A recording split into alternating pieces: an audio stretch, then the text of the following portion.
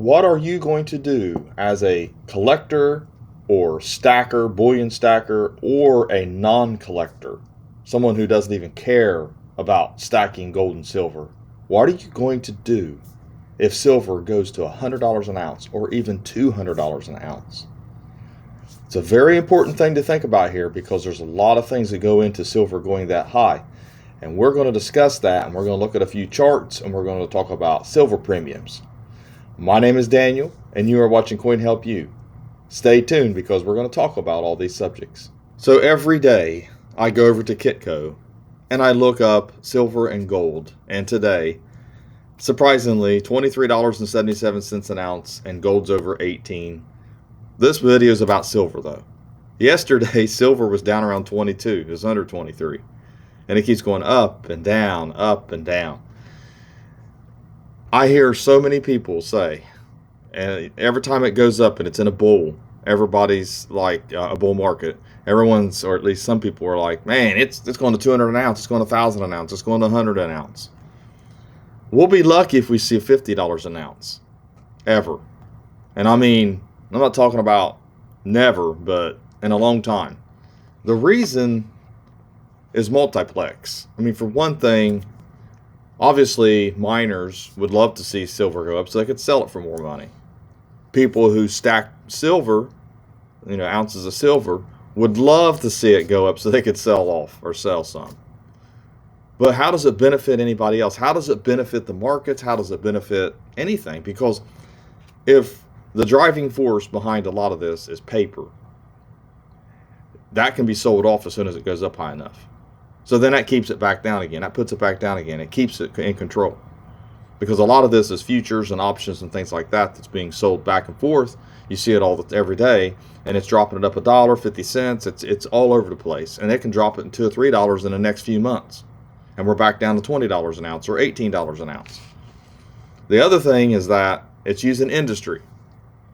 Now, mainly computers and cell phones is one thing that we all use. And those can go up. If it went to $100, $200 an ounce, you know how much a phone's going to cost you, or a computer, or electronics, and all this other stuff that we rely on a daily basis? People who don't stack or collect and don't care about the apocalypse or anything coming, they don't want to pay more for electronics. They don't want to see it jump to $200 or $100 an ounce. It's going to affect a lot of people. The other thing is that I have people come into my coin shop and I talk to other dealers. There's only a handful of people, or at least a few people, let's say, put it that way, that can actually walk in this coin shop and buy a substantial amount of silver. Most people are buying an ounce or two or three just to put back because they feel it's a safety blanket for them.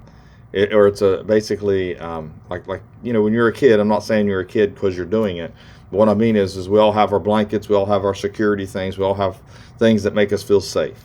And there's nothing wrong with that. But that's what a lot of it is. It's not really going to do anything because let's say you do that for a few years and you have 100 ounces. The 100 ounces is not going to go very far if you actually need it for money.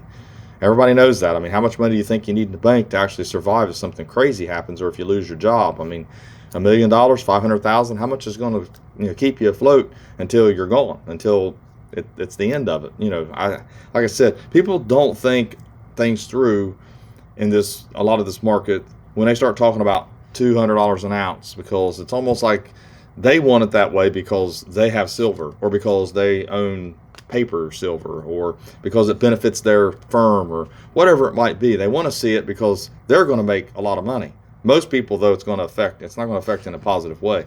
That's why I call this a hobby, not an investment. So let's take a look. First off, we'll look at a historical charts here, and everybody's probably seen this chart. This is adjusted for inflation. And according to adjusted for inflation, back in 1980, when I was 10 years old, I remember this so well. I mean, I remember Dad buying tens of thousands of dollars in silver people had put back from change from when they quit making or putting it out in 1964, the 90% constitutional. $136.82. And then another little upswing here, $64.34 in April 2011. I was in business. I'm not saying much with Dad at 10 years old, but I did help him. I helped him carry the stuff. I watched him. I wanted to be Dad. That was the time in my life when I thought, man, I want to be just like Dad. I want to do exactly what Dad's doing. So from then on, when it went down, though, this is what affected me. This made it very difficult for my family to accept being in this business too much. But around here, 98, 99, 2000, discovered eBay, and things kind of started turning around and changing for me.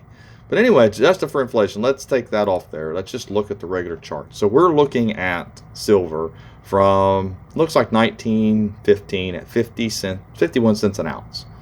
It dropped all the way down to 0.28 cents an ounce about the time just before my dad was born. In 1934 is when he was born. So here we go. It's 1932, 0.28 cents an ounce. But then since then, it's pretty much been on a steady rise.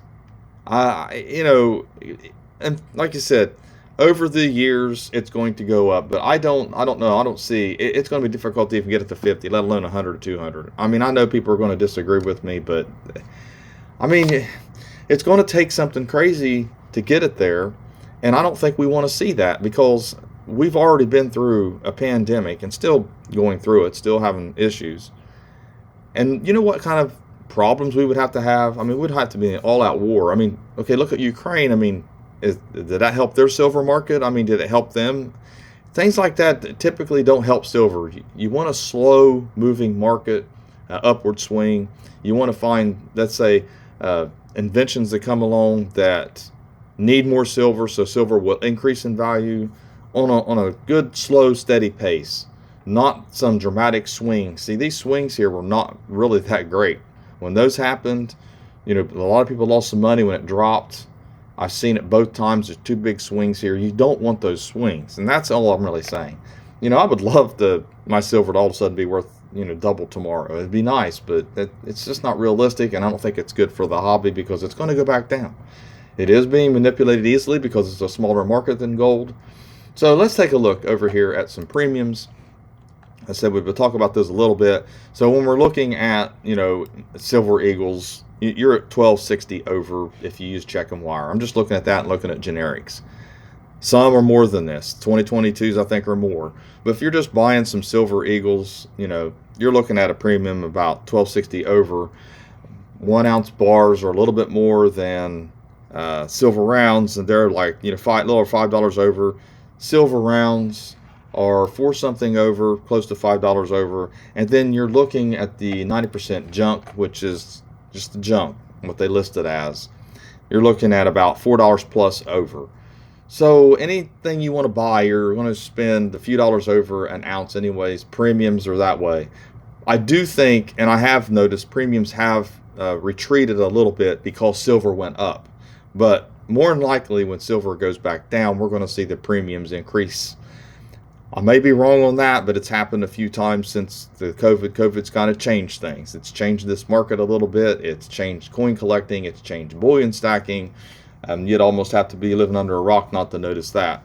But it has changed a lot of things. So can you imagine what would happen here if it did increase? If it went to $100 an ounce. I mean, what's the time frame? Is it supposed to do that in a year? Is it supposed to do that in 2, 3, 4, 5 years? Or what about a few months?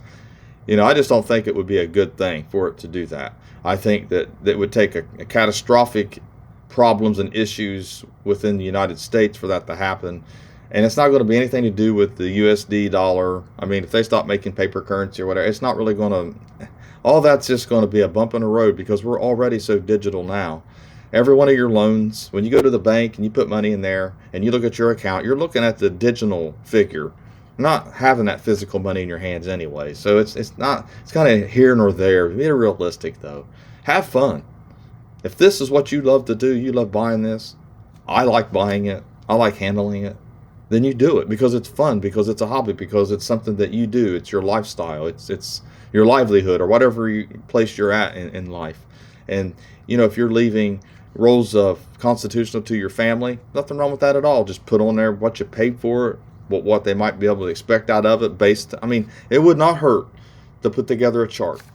Start silver at, $15, $14 an ounce, and this is what you probably will get out of it. And go all the way up to, $50 an ounce. If it's $50 an ounce, you might be able to get $40 an ounce out of this. Just do that for your family. At least give them something realistic. You don't owe them that. I'm not saying you have to, but, if I'm leaving stuff to my family, I'm going to let them know what's worth what. I mean, it'd be kind of silly for me, something happened to me, and this coin shop is left to my family. What are they going to do? They don't know about coins. My dad, but I mean, he's getting up in years. He's not like he used to be. So you got to be prepared for things. You got to have your ducks in a row. Don't do the wishful thinking just because you want your stuff to be worth more. I wouldn't listen to the panic buying, things like that. But when it goes down a little bit, you buy. When it goes up, you might stop buying, or you may buy more. Who knows? I mean, but you don't want to buy just because you think it's going to go to $50, $100, $200 an ounce. I think that's a horrible premise for buying silver, and even for gold for that matter. So, is it going to go to 25 here soon? I thought it would have already. I really thought silver was going to go to 25 an ounce. I thought it would have been there already. Maybe it'll go there today. Maybe it'll go there tomorrow. Maybe it won't. I don't know. It keeps retreating. They keep selling off, and then buying back, and it's kind of an up and down yo-yo right now. So anyways, that's kind of a little bit of a silver market report for me and my thoughts on, this $100 an ounce, $200 an ounce silver. I think 50 is more realistic. But thanks for watching my latest video. Please like, share, and comment, and have a great day.